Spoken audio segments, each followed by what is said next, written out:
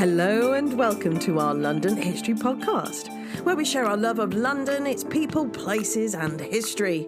This podcast is designed for you to learn things about London that most Londoners don't even know, all in 20 minutes. I am your host, Hazel Baker, qualified London tour guide and CEO of LondonGuidedWalks.co.uk. Our walking tours are for those who love London and want to make the most of their time here, no matter whether it's for a weekend or a lifetime. We aim to deliver well-prepared and insightful walking tours with enthusiasm and professionalism. And with this podcast, we try and do the same. If you enjoy what we do, then please rate and review. You can become a patron for as little as £5, and that's where we share additional videos of the interviews with you, plus lots of other unique content. Get that cup of tea, put your feet up, and enjoy. Joining me in the studio today is Robert J. Lloyd, author of The Bloodless Boy. Hello, Rob. Hi there, Hazel. Nice to meet you. You've had a long affair with Robert Hooke, haven't you? How did that start? Well, I did an MA in the history of ideas back in 1995, wasn't it? So in Newcastle. And I'd stumbled across Robert Hooke's diary. I was actually researching John Aubrey at the time. I sort of stumbled into the 17th century and I knew I was interested in the 17th century, but I hadn't chosen a thesis subject.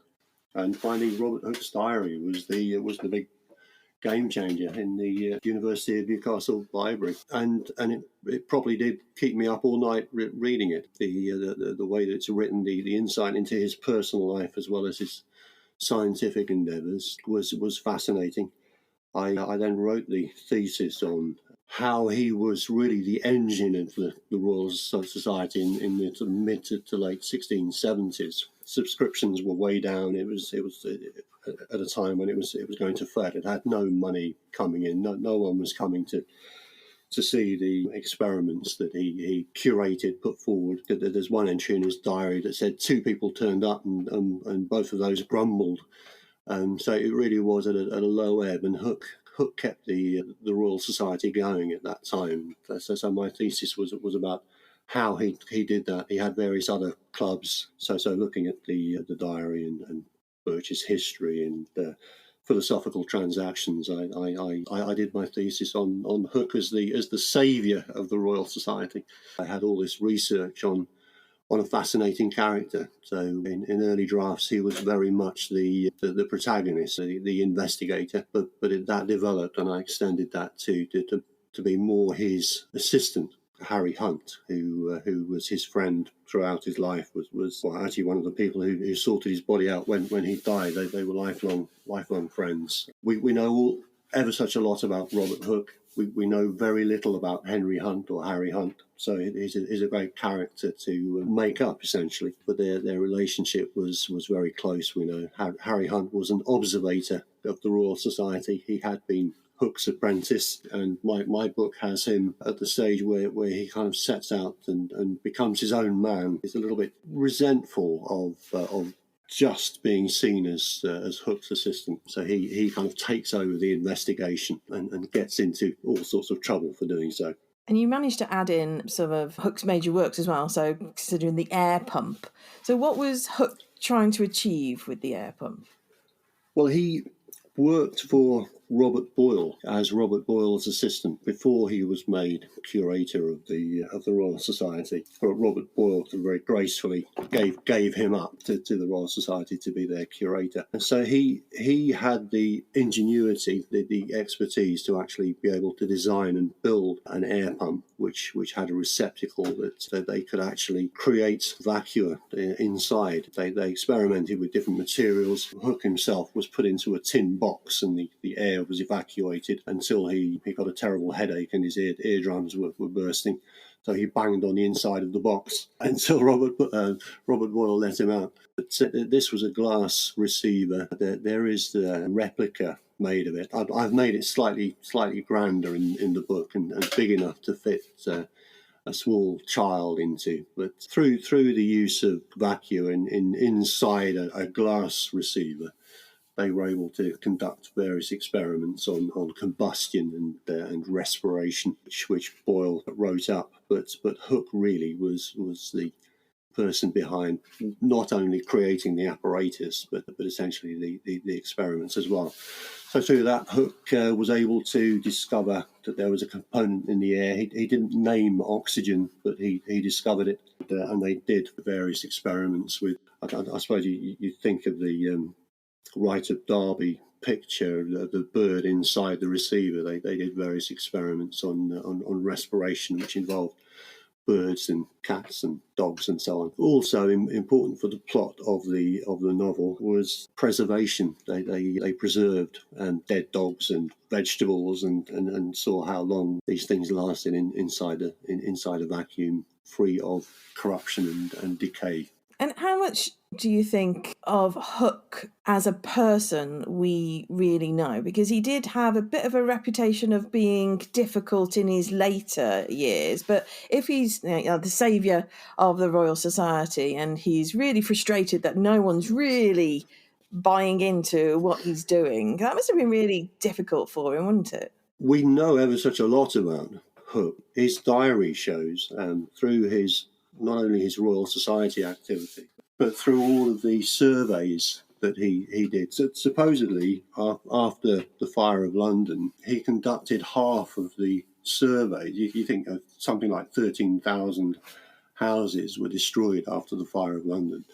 Robert Hooke is responsible for writing the certificates, if not physically surveying the various plots to allow people to build back on their land, as he oversaw the post-fire regulations, so that the widths of the streets and the size of the house fronts and the number of stories and the building materials from which they were made. Hooke oversaw all of this activity. He met it might be 20, 30 people in a single day as he raced around London conducting his business activity. So he was city surveyor. He worked closely with, for example, Christopher Wren. They were lifelong friends and worked closely on things like the monuments to the fire of London, also the dome of St. Paul's. So historians of architecture have great fun trying to disentangle who did what, but Hooke is thought to be primarily responsible for the design and the maths of putting the dome of St. Paul together, which is no mean achievement. And together they designed the monument to the fire of London as a sign instrument, as well as being a monument to a disaster. They carefully ensured that the steps were exactly 6 inches high so that they could do experiments at different precisely measured altitudes within the column. So I like to imagine them running up and down the spiral staircase, dropping heavy balls from within.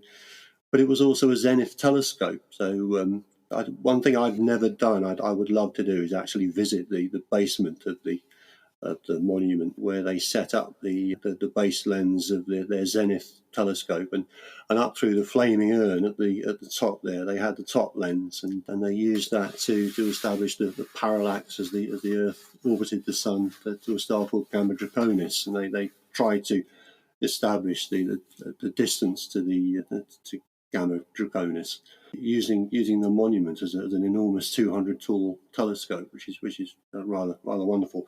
Of course, the traffic, as all the horses and carts went up and down Fish Street, it meant that it was never really the right place to have a telescope. It made the measurements impossible to do at the scale of accuracy that would have been required. So yes, he had lifelong friendships. You see the number of people who came to his rooms at Gresham College. He had a friend called Theodore Hart, whom he played chess with. So the sort of later biographers of Isaac Newton and so on, who want to sort of put a baddie next to Newton's goodie, I think they caricatured Hooke somewhat. That has been rectified in later years, and I think in the last few years of his life, when he was very ill and very solitary, and I think his reputation had been a little bit forgotten by the members of the Royal Society then, I think he probably did become lonely and cantankerous. I'm in my mid-50s now. I'm going the same way, so I have a lot of sympathy with Hooke there. In his earlier life, he was nothing but social, generous. You see that from the number of coffee houses he went to, the number of discussions that he records in his diary, all the things that were going on. He was collegiate, open, friendly. Sadly, he had this fallout with Newton, which he had the temerity to criticise Newton's ideas on optics when he first presented himself to the society. And although they had a kind of stiffly polite correspondence, I think the relationship was damaged from then on. It's so good that you have the diary, because otherwise we're learning about him from other people who have different reasons to write about him, and not always accurately or positively. So I think the diary is worth its weight in gold, isn't it? Yeah, and the posthumous works were put together. He had various schemes. He wrote his own autobiography, or at least started one, and Richard Wallop uses that and puts that together. So we have bits of information. We do have his voice in, if you read Micrographia, which is his 1665 masterwork, Hooke's voice comes across really, really straightforwardly and well, and seems, to my eyes, it seems so modern when you read him. If you modernise the spelling, the intonation, the chatty, informative way, his voice is lovely, and I think you kind of get the spirit of the man simply from reading Micrographia. If my new book leads people to Micrographia, I'd see that as a success.